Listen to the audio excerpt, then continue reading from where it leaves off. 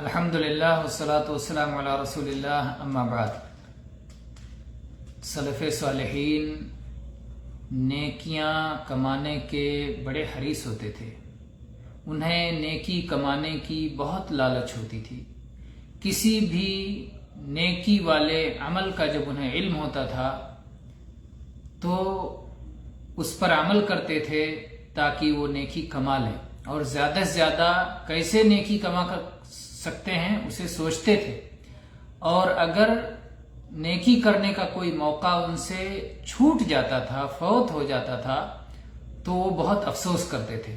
اس سلسلے میں آج ہم صرف ایک صحابی عبداللہ ابن عمر رضی اللہ عنہ سے متعلق دو واقعات ذکر کریں گے۔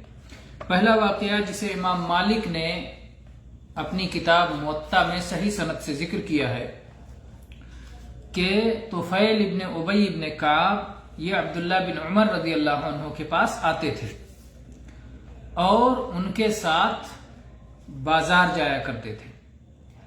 تو عبداللہ ابن عمر رضی اللہ عنہ جب بھی بازار سے گزرتے تھے تو کسی بھی بیچنے والے سے، مسکین سے، جس آدمی سے بھی ملاقات ہوتی تھی، دکاندار سے، گراہک سے، سب سے وہ سلام کرتے تھے۔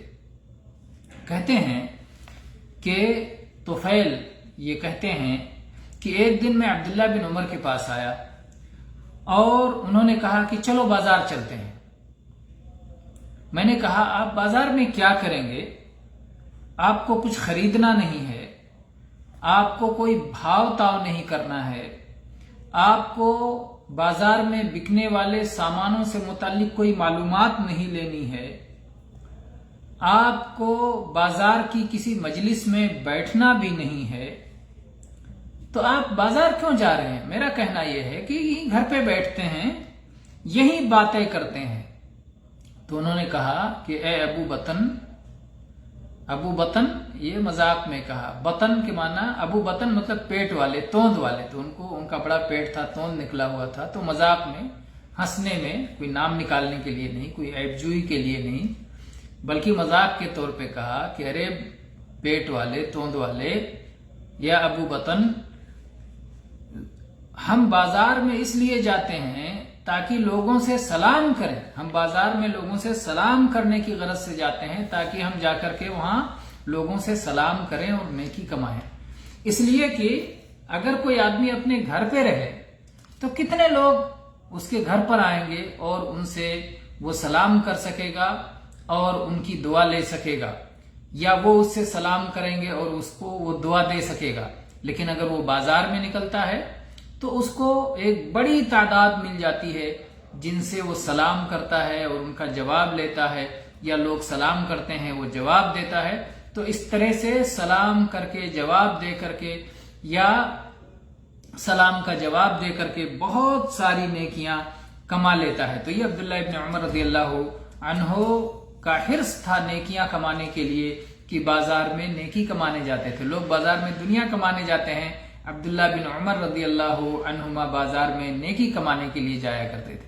اسی طرح سے ایک بار ابو ہریرہ رضی اللہ عنہ نے جب ان سے حدیث بیان کی، یہ ہو گیا پہلا واقعہ نیکی کی لالچ کا۔ دوسرا واقعہ نیکی کی لالچ کا، ابو ہریرہ رضی اللہ عنہ نے ایک بار عبداللہ ابن عمر رضی اللہ عنہما کے سامنے ایک حدیث بیان کی۔ کہا کہ جو شخص کسی جنازے کے پیچھے جاتا ہے اور صلاۃ جنازہ ادا کرتا ہے تو اسے 1 قیرات ثواب ملتا ہے، اور جب وہ جنازے کے پیچھے جاتا ہے، جنازہ پڑھتا ہے اور اس کے بعد مٹی دینے میں بھی شریک ہوتا ہے، دفن میں بھی شرکت کرتا ہے، تو اسے 2 قیرات ثواب ملتا ہے، اور ہر قیرات احد پہاڑ کے برابر ہوتا ہے۔ یہ جب سنا عبداللہ بن عمر رضی اللہ عنہ نے کہ اتنا بڑا اجر و ثواب جنازے میں شرکت کا اور مٹی دینے میں شرکت کا، اتنا بڑا اجر و ثواب، تو انہیں بڑا دکھ ہوا، بہت افسوس ہوا، ہاتھ ملنے لگے بارے افسوس کے کہ ہم نے تو بہت سارے قیرات یوں ہی ضائع کر دیے جو ہمیں مل سکتا تھا۔ اس کے بعد راوی بیان کرتے ہیں کہ یہ حدیث سننے کے بعد پھر عبداللہ بن عمر رضی اللہ عنہما کبھی کسی جنازے سے مٹی دینے میں پیچھے نہیں رہتے تھے، نہ جنازے سے پیچھے رہتے تھے اور نہ ہی مٹی دینے سے پیچھے رہتے تھے. تو یہ سلف صالحین کا حرص تھا، یہ ان کی لالچ تھی نیکیوں کے بارے میں، بھلائی کے بارے میں، خیر کے بارے میں. آج ہمیں بھی اپنے گریبان میں جھانکنا چاہیے کہ ہم نیکی کے کتنے حریص ہیں اور دنیا کے کتنے حریص ہیں. وآخر دعوانا الحمد للہ رب العالمین، صلی اللہ علی نبینا وسلم.